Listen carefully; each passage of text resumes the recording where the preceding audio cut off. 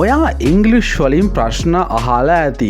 හැබැයි ඔයා කවදා හරි දැනගෙන හිටියද ලෝකෙ වැඩියෙන්ම මිනිස්සු අහන ප්‍රශ්න 20 මොකක්ද කියලා? අපි මේ වීඩියෝ එකෙන් කතා කරමු ලෝකෙ වැඩියෙන්ම මිනිස්සු ඉංග්ලිෂ් වලින් අහන ප්‍රශ්න 20යි. ඒකට අදාළ පිළිතුරු 100කුයි. ඒක නිසා වීඩියෝ එක ඉවර වෙනකම්ම රැඳිලා ඉන්න මම අවසානයේදී මේක ප්‍රැක්ටිස් කරන හැටිත් ඔයාලට පැහැදිලි කරන්නම්. එහෙනම් අපි යමු වීඩියෝ එකට.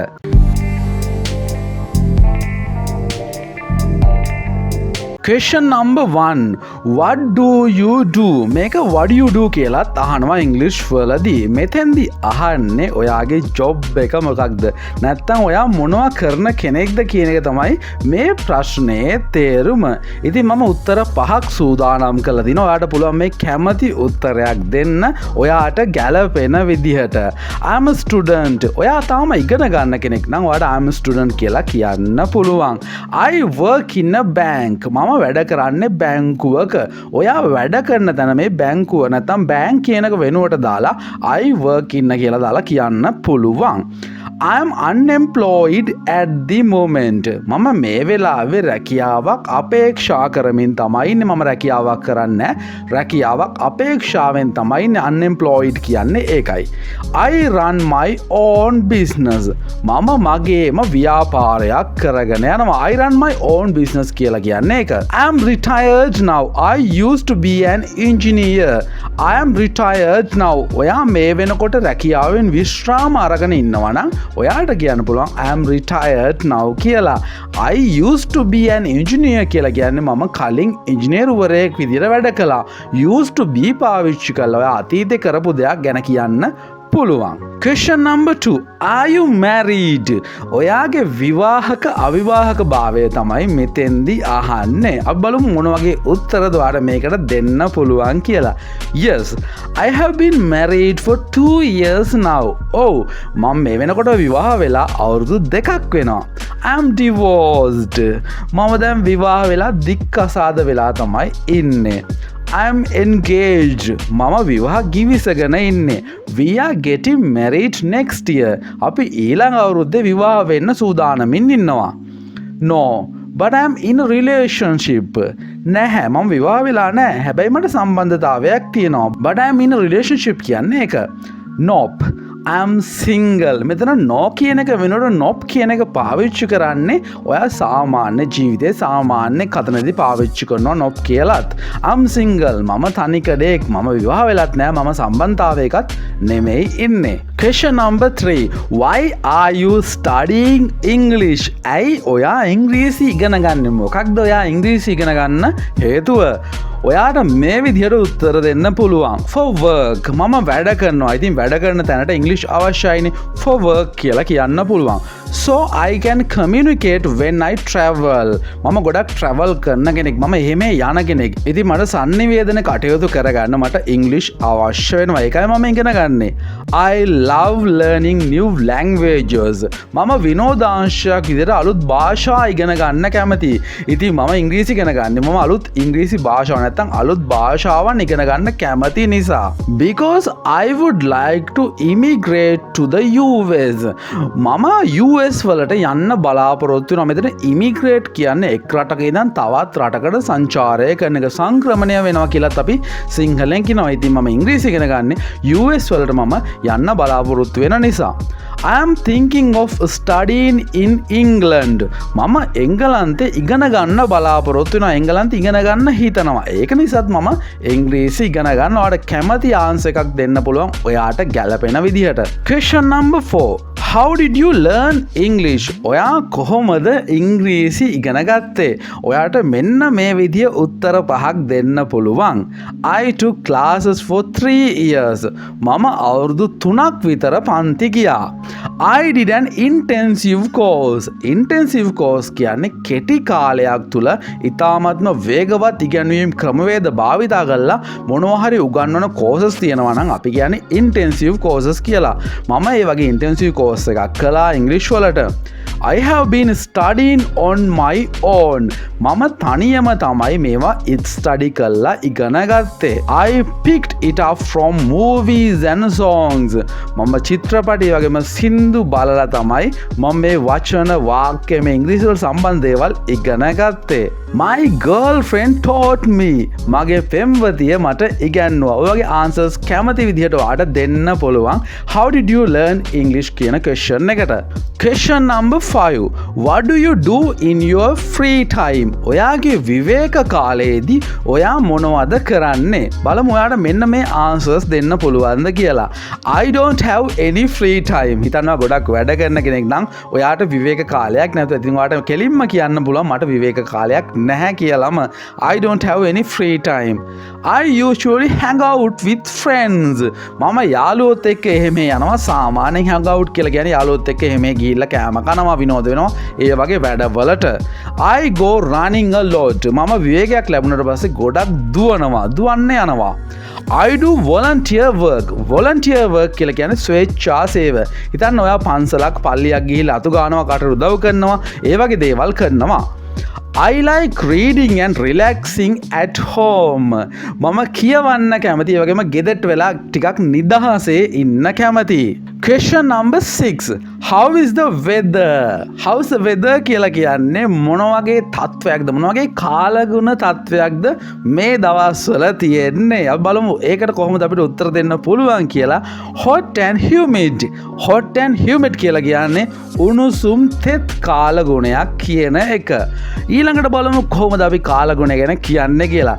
It's pouring. It's pouring කියලා කියන්නේ හොඳටම වහිනවා. Take an umbrella. කුඩයක් අරන් යන්න. A little chilly. You might wanna bring a jacket. ටිකක් හීතලයි කියන එක තමයි a little chilly කියලා කියන්නේ. ඔයාට jacket එකක් නැත්නම් කබායක් අරන් යන්න සිද්ධ වෙනවා. Gorgeous. A perfect summer day. Gorgeous කියන්නේ ගොඩක්ම ලස්සන දවසක්. Perfect summer day එකක් කියන්නේ හොඳට ඉරව්ව පායලා තියෙන summer day එකක් තමයි මේ දවස. Quite cold. ටිකක් විතර හීතලයි. Make sure bundle up.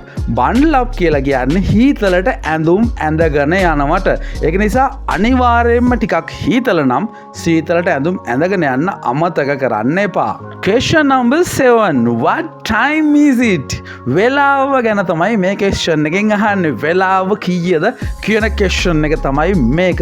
අපි බලමු කොහොමද මේ වෙලාවක් ඇහුවට පස්සේ ඔයා උත්තර දෙන්න කියලා. It's 10 o'clock. වෙලාව 10යි. ඉතින් 10 වෙනුවට කැමති වෙලාවක් දාලවාට මෙතෙන්දි කියන්න පුළුවන්. ඊට පස්සේ බලමු it's 4:30. 4:30 කියන එක තමයි 4:30 කියලා කියන්නේ. It's 11:45. It's 11:45 කියන්නේ 12ට කාලයි කියන එක. quarter කියන්නේ කාලට. ඉතින් 12ට කාලයි. ඒ කියන්නේ 11:45 කියන එක තමයි මේ 11:45 කියලා කියන්නේ. Let me check my phone. මට පොඩ්ඩක් මගේ ෆෝන් එක බලන්න දෙන්න. මම ෆෝන් එක බලලා ඔයාට වෙලාව කියන්නම්. Sorry, I don't have. මල් ළඟ ෆෝන් එකක්වත් ඔරලෝසුවක්වත් නැහැ. ඉතින් මට වෙලාව කියන්න විදියක් නැහැ. Sorry, I don't know. Question number 8. Do you need any help? ඔයාට මොකක් හරි උදව්වක් අවශ්‍යද? මේක වැඩියෙන්ම අහන්නේ ඔයා ෂෝරූම් එක නැත්නම් මොකක් හරි මිලදී ගන්න ගියාම කඩේ ඉන්න පුද්ගලෙක් තමයි ඔයාගේ මේක අහන්නේ. ඉතින් බලමු ඔයාට දෙන්න පුළුවන් alternative answers මොනවද කියලා. No thanks, I'm just browsing. No thanks, I'm just browsing කියන්නේ මොකක්ද? හිතන්න ඔයා කඩේකට ගිහිල්ලා නිකන් බඩු තෝරමින් එහෙම යනවා. ඔයාට එච්චර අදහසක් නැහැ මොකක්ද ගන්න කියලා. ඉතින් ඒ වගේ වෙලාවක ඔයාට දෙන්න පුළුවන් I'm just browsing. මේ browse කරනවා කියලා කියන්නේ අපි නිකන් බඩු දිහා තෝරමින් බලමින් එහෙම යනවා. එච්චර ලොකු idea එකක් නැහැ. help එකක් අවශ්‍ය නැහැ කාගේවත්. Yes, do you have this in a large size? මට උදව්වක් ඕනේ. ඔයාලා ළඟ තියනවද මෙන්න මේකේ මීට වඩා ලොකු size එක? Do you have this in a larger size? Yes. Where are the try on rooms? මොකද්ද මේ try on rooms කියලා කියන්නේ? ඔයා අලුතෙන් ඇඳුමක් වගේ දෙයක් මිලදී ගන්නකොට ඔයාට ඒක ගැලපෙනවද කියලා බලන්න ඇඳලම බලන්න ඕනේ. ඉතින් මේ try on rooms කියලා කියන්නේ අන්න ඒ වගේ rooms වලට. Yeah. Can you tell me how much this is? ඔයාට කියන්න පුළුවන්ද මේක කොච්චරක් මිල වෙනවද කියලා? Yeah, I'm looking for something under 3,000 rupees. මම බලන්නේ රුපියල් 3000ට වඩා අඩුවෙන් දෙයක්. ඉතින් ඔයගේ උත්තර ඔයාලට දෙන්න පුළුවන් කවුරු හරි ඇහුවොත් ඔයාගේ කඩේකට ගිහිල්ලා උදව්වක් ඕනේද කියලා. Question number 9. How is it going? මේකේ තේරුම තමයි how are you කියන එක. එහෙම නැත්නම් කොහමද ඔයාට මොකද වෙන්නේ මේ දවස්වල මොකද වෙන්නේ ඉතින් වගේ තේරුමක් තමයි how is it going කියන එකේ තේරුම. බලමු අපි මේ වගේ ප්‍රශ්නයක් ඇහුවොත් අපිට මොනවද දෙන්න පුළුවන් answers කියලා. Great, couldn't be better. සුපිරි, හැම දේම හිතපු විදිහට සිද්ධ වෙනවා නම් couldn't be better කියලා කියන්න පුළුවන්. Fine, how are things with you? හොඳයි, කොහොමද ඔයාගේ ජීවිතේ? ඔයාට මොනවද මේ දවස්වල වෙන්නේ? Not bad, එච්චරම නම් නරක නැහැ. කිසිම අවුලක් නැහැ හැබැයි ජීවිතේ. I can't complain, කියන්න තරම් වරදක් නැහැ. I can't complain. Do you really wanna know? මේක ටිකක් වෙනස් උත්තරයක්. Do you really wanna know කියන එකේ තේරුම තමයි ඔයාට ඇත්තටම දැනගන්න ඕනේද කියන එක. දැන් ඔයාට හිතෙනව නේද ඇයි මම මේ වගේ උත්තරයක් දෙන්න ඕනේ කියලා. හිතන්න ඔයාට ටිකක් කරදරයි මේ දවස්වල ලොකු අවුලකට පත් වෙලා ඉන්නේ. හැබැයි ඒ අවුල අනිත් කෙනා දැනගන්න අවශ්‍ය නැත්තම් එයා කැමති නැත්තම් ඔයාගේ ප්‍රශ්නේ අහන්න ඔයාට කලින් අහන්න පුළුවන් do you really wanna know කියලා. ඔයාට ඇත්තටම දැනගන්න අවශ්‍යද? එයා ඔව් කිව්වොත් ඔයාට පුළුවන් ඒ කරදරය ගැන කියන්න. ඉතින් ඔය දේ තමයි how is it going කියන ප්‍රශ්නෙට අපි උත්තර දෙන්නේ. Question number 10. How are you feeling? ඔයාට කොහොමද දැනෙන්නේ? How are you feeling කියන්නේ ඒක. බලමු ඔයාගේ feelings ගැන කොහොමද උත්තර දෙන්නේ කියලා. Great, never better. Great, never better කියන්නේ මම කවදාවත් හිටියේ නැති විදියට සතුටින් තමයි මේ දවස්වල ඉන්නේ. I'm all right. ඔක්කොම හොඳින් සිද්ධ වෙනවා. I'm all right. Like I need a vacation. මේ දවස්වල නම් ගොඩක් වැඩි මට නිමාඩුවක් ගන්න තිබ්බනා වගේ තමයි හිතෙන්නේ.